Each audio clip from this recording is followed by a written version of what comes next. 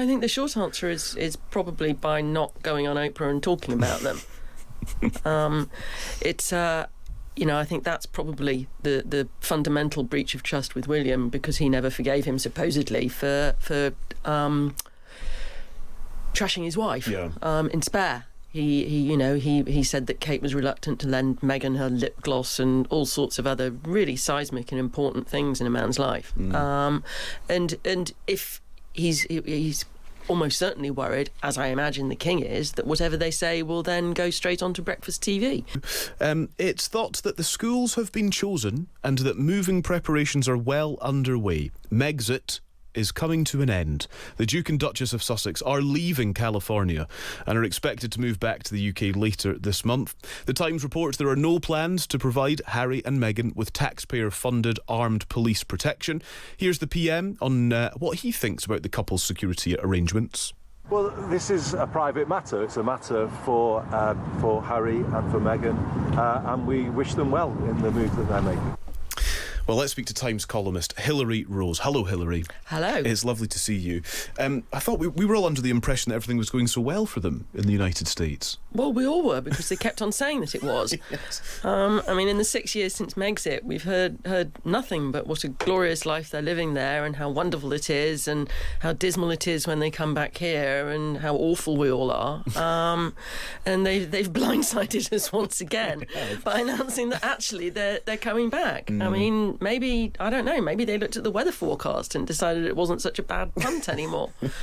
I've been reading your constructively pithy take on the move back of Harry and Meghan this afternoon. One thing that you highlight that is actually a serious part of this is Harry's apparent disdain for Camilla and his brother William, and I'm not quite sure how you build bridges from the things he said in the past about those two. Well, I think the short answer is probably by not going on Oprah and talking about them.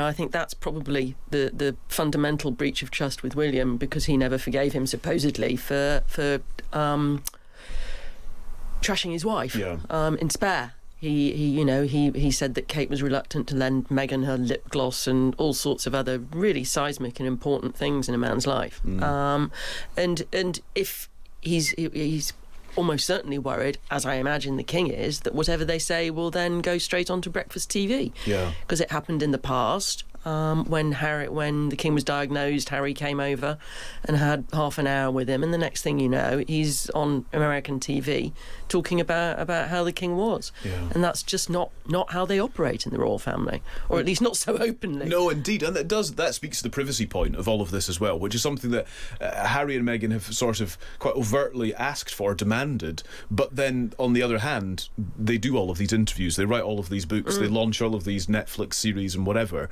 I'm just intrigued as to what becomes with the privacy conversation when they land back in the UK. Well, what's ironic is that one of the reasons that they fled was obviously they decided that they wanted to be private individuals, and all they've done since is create a circus at which they're the centre.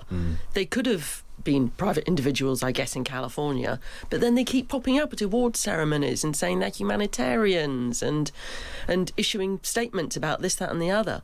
And it's feeding the beast, as it were. And will that continue when they're here? I suppose we have to think about how the press operates in this country.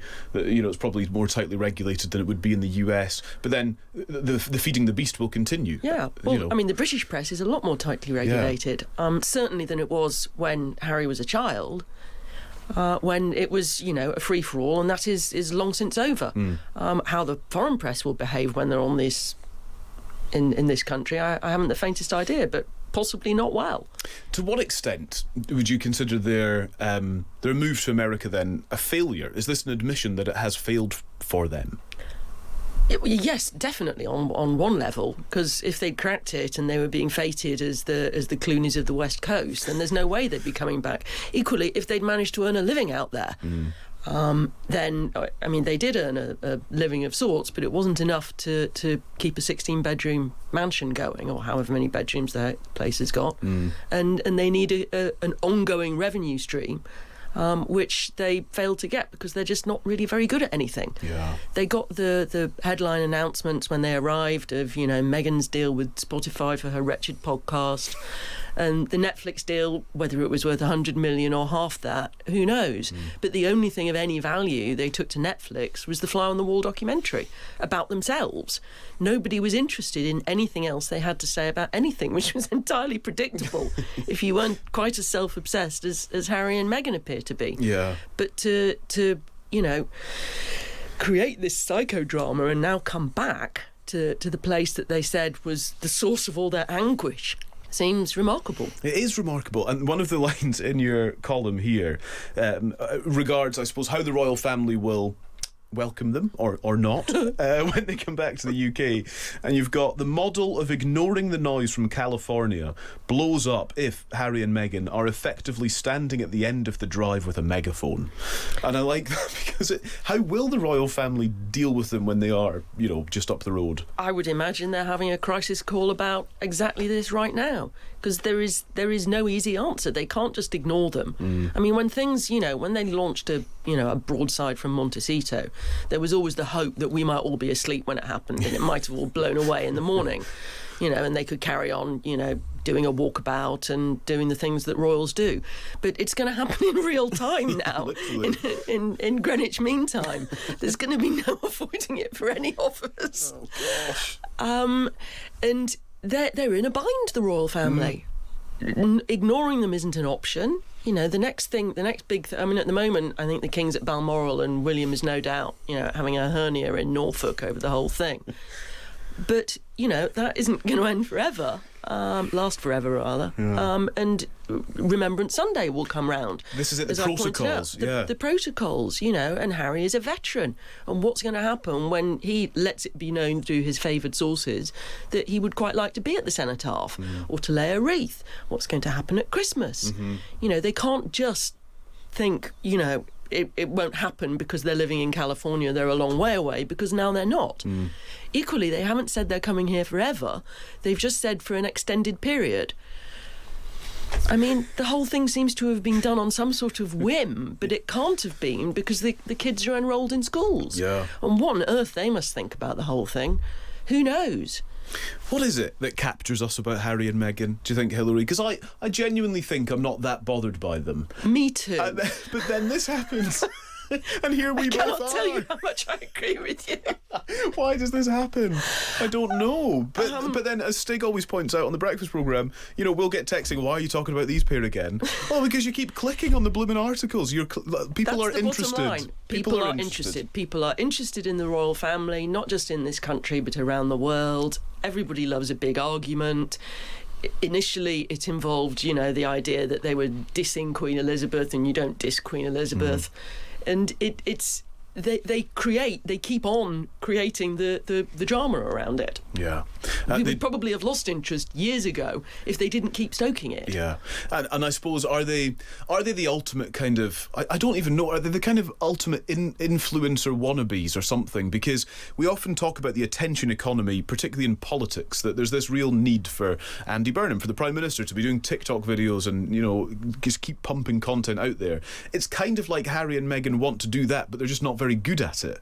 So they need to find something else to keep them busy, and I'm not quite sure what that's going to be. I think that's certainly true. But I think the main problem is probably, as I said before, that they're just not all that good at anything. Yeah. Meghan would undoubtedly like to be selling lots of jam, but apparently she isn't. And there was a brief foray into a website where you could buy the clothes she was wearing, and that doesn't seem to be around anymore. And the only thing Harry is fit for, because that's what he's been trained for, is being a royal, which is why whenever he came back here to do one of his charity events, we all turned round and said, gosh, look how good he is. Well, isn't it a pity that he's not still doing it?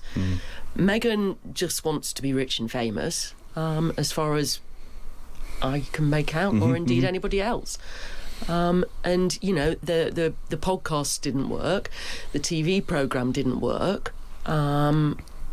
What do they do now? I know. let's move back to England. Yeah. I mean, my theory is that they're going to be tailed by a Netflix camera crew whilst they're here. Interesting. Okay. There's a follow-up. Yeah. Because that Fly on the Wall did an absolute bundle for Netflix. Yeah. I don't know what the stats are for how many people watched it, but it was a lot. And nobody's watched anything to do with them on the streamer ever since. And they've still got first refusal on anything Harry and Meghan come up with. And the only thing Harry and Meghan have got that anybody's interested in is them. Yeah, as a reality show, basically. So is it?